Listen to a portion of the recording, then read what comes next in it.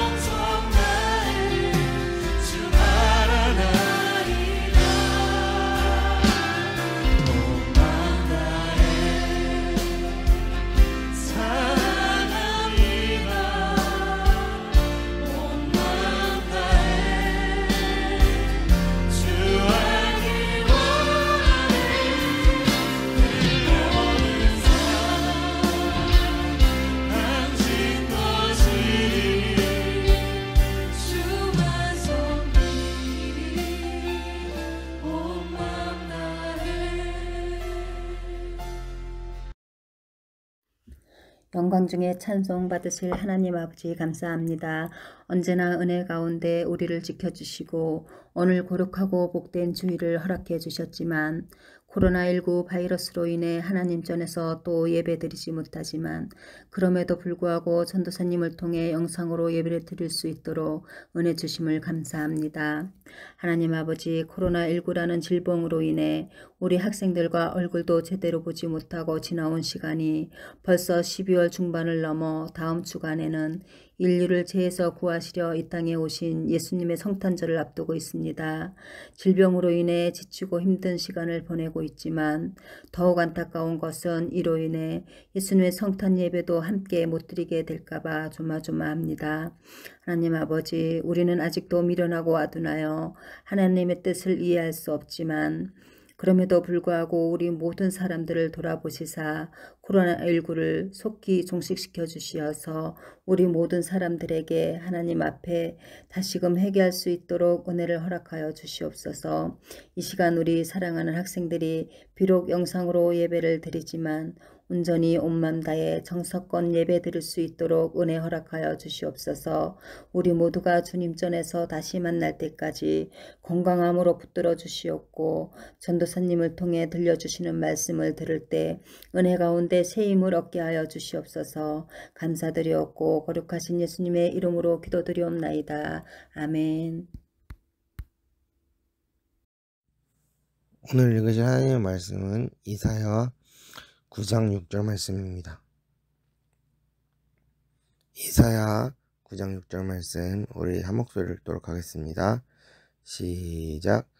이는 한 아이가 우리에게 낳고 한 아들을 우리에게 주신 바 되었는데 그의 어깨에는 정사를 메었고 그의 이름은 기묘자라 모사라 전능하신 하나님이라 영존하시는 아버지라 평강의 왕이라 할 것이미요. 아멘.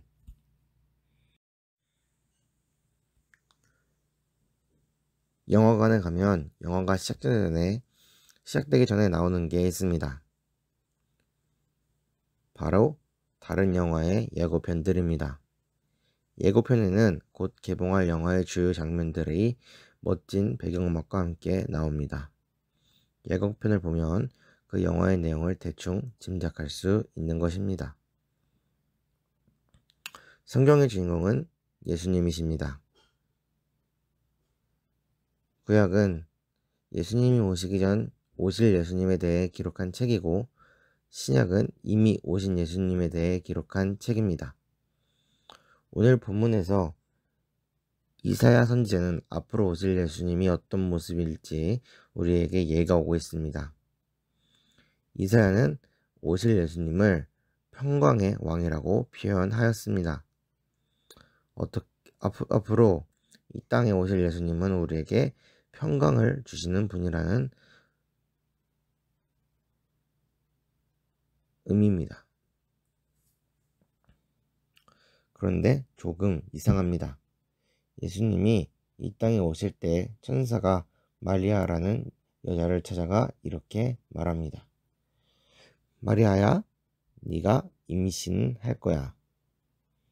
여러분, 결혼도 안 한 여자가 임신하는 것이 평강인가요? 누가복음 7장 27절 말씀입니다. 누가복음 1장 27절 말씀 한 목소리로 읽겠습니다. 시작. 다윗의 자손 요셉이라 하는 사람과 약혼한 처녀에게 이르니 그 처녀의 이름은 마리아라. 아멘.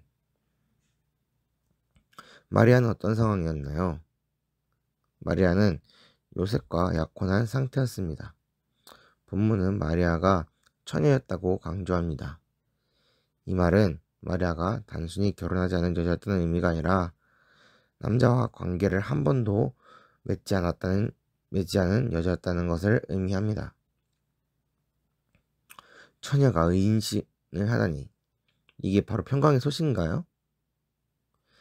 요셉의 입장은 어땠을까요? 자기와 약혼한 여자가 자기와 상관없이 임신을 했다고 합니다. 이게 평강의 소식입니까? 마태복음 1장 19절은 그의 남편 요셉은 의로운 사람이라 그를 드러내지 아니하고 가만히 끊고자 하여. 아멘. 당시 유대범에는 약혼한 여성이 다른 남자와 성관계를 가져 임신했을 경우 돌을 던져 죽이는 법이 있었습니다. 그래도 요셉은 그렇게까지는 하고 싶지 않아서 조용히 약혼을 끊으려고 했습니다. 그러나 끝내 마리아와 요셉은 자신들에게 벌어질 당황스러운 일을 믿음으로 받아들였습니다. 하나님의 계획이라는 천사의 말에 사회적으로 받아들일 수 있는 손해에도 불구하고 마음의 평강을 소유했다는 것입니다. 또 이런 일이 있었습니다. 예수님이 12제자와 배를 타고 이동할 때 배가 큰 풍랑을 만났습니다. 풍랑이 얼마나 거셌던지 바다의 베테랑이었던 제자들도 겁에 질려 난리가 났었습니다. 그런데 그 시각 예수님은 무엇 하고 계셨죠? 주무시고 계셨습니다. 그동안 사역들이 얼마나 피곤하셨으면 풍랑이 일어나는 것도 모르고 주무셨을까요? 이사야는 분명히 예수님이 이 땅에 오셔서 우리에게 평강을 줄 것이라고 예언했는데 예수님과 함께 있었던 제자들은 평강이 아닌 풍랑을 만났습니다. 마리아와 요셉, 풍랑을 만난 제자들을 통해 우리가 알 수 있는 사실이 하나 있습니다. 예수님이 함께 하셔도 어려움은 온다는 것입니다. 우리가 교회 열심히 다닌다고 힘든 일을 비껴 나가는 것이 아닙니다. 예수님을 믿는 사람들에게도 어려움은 찾아옵니다. 그렇다면 왜 이사야는 예수님을 평강의 왕이라고 했을까요? 마태복음 8장 26절 말씀 한 목소리를 읽도록 하겠습니다. 시작. 예수께서 이르시되 어찌하여 무서워하느냐 믿음이 작은 자들아 하시고 곧 일어나사 바람과 바다를 꾸짖으시니 아주 잔잔하게 되거늘. 아멘. 풍랑 가운데서 무서워 떨고 있는 제자들을 향해 예수님은 믿음이 작은 자들아 하고 혼내셨습니다. 예수님이 함께 하셨는데도 무서워했기 때문입니다. 예수님과 함께 있어도 풍랑을 만날 수 있습니다. 하지만 예수님은 풍랑을 능히 다스릴 수 있는 분이십니다. 그 예수님의 능력을 믿었다면 제자들이 평강을 누리며 두려워하지 않았을 텐데 그들은 두려워했다는 것입니다. 우리는 예수님으로 인해 죄를 용서받고 하나님의 자녀가 되었습니다. 하지만 하나님의 자녀에게도 어려움은 찾아옵니다. 건강에 이상이 생기기도 하고 경제적인 어려움이 오기도 합니다. 하지만 부모가 자녀의 어려움을 그냥 지나치지 않는 것처럼 하나님도 자신의 자녀인 우리의 어려움을 그냥 지나치지 않으십니다. 그 어려움 가운데 함께 하시고 건져주시기 때문이죠. 그렇기 때문에 우리가 평강을 누릴 수 있는 것입니다. 마지막으로 마태복음 6장 31절과 32절 말씀 한 목소리로 읽도록 하겠습니다. 시작! 그러므로 염려하여 이르기를 무엇을 먹을까, 무엇을 마실까, 무엇을 입을까 하지 말라. 이는 다 이방인들이 구하는 것이라. 너희 하늘 아버지께서 이 모든 것이 너희에게 있어야 할 줄 아시느니라. 아멘. 성경은 우리에게 염려하지 말라고 말씀합니다. 염려는 누가 한다고 하죠?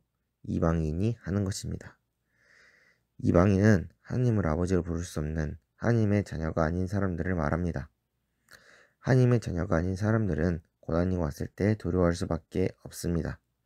하지만 예수님으로 인해 하나님의 자녀가 된 우리는 두려워할 이유가 없습니다.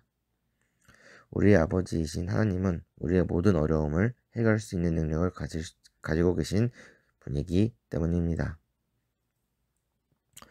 여러분은 아직 어려서 어른들에 비해 인생에 큰 걱정이 없을 거라 생각합니다. 왜일까요? 어느 정도는 부모님이 해결해 주시기 때문입니다. 물론 여러분 자신만의 고민이 있습니다.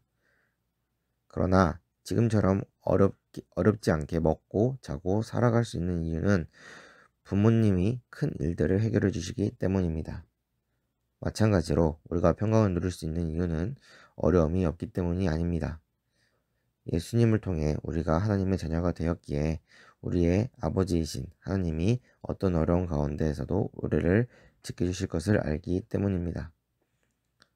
이처럼 우리에게 참 평강을 주신 평강의 왕 예수님의 탄생을 기뻐할 수 있는 이번 주가 되고, 또 성탄절날 예수님의 탄생을, 평강의 왕의 탄생을 함께 축하할 수 있는 우리의 신앙이 되길 원합니다. 기도하겠습니다. 사랑의 하나님, 감사합니다. 오늘은 저희가 다가올 성탄절을 대비하여 예수님이 누구신지 대해 배웠습니다. 하나님, 예수님은 평강의 왕으로 우리에게 오셨습니다. 그 이유는 예수님이 오면 어려움이 없어지는 것이 아니라 그 어려움을 이길 수 있다는 것입니다. 하나님, 우리가 오늘 배운 말씀처럼 어려움 앞에서 두려워하지 않고 평강을 주시는 예수님의 능력을 믿으며 나아갈 수 있도록 저희를 붙들어 주시옵소서. 또 다가오는 성탄절날 이 말씀을 기억하며 평강의 왕으로 오신 예수님을 왕의 탄생을 기뻐할 수 있는 저희들이 될 수 있도록 은혜에 더하여 주시옵소서. 예수 그리스도의 이름으로 기도드립니다. 아멘. 오늘도 영상으로 예배드리신 여러분을 진심으로 환영하고 축복합니다. 계속해서 코로나가 점점 제천 지역에 확산돼 가고 있습니다.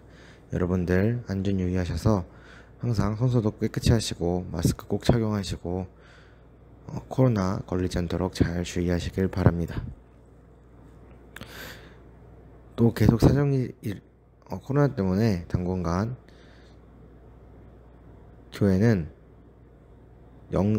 교회 예배는 영상으로 대체합니다.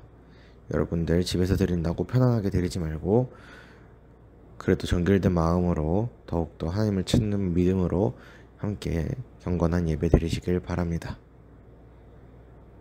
또 돌아오는 25일에는 성탄 예배가 있습니다. 이 예배는 어떻게 되어질지 추후 다시 공지하도록 하겠습니다.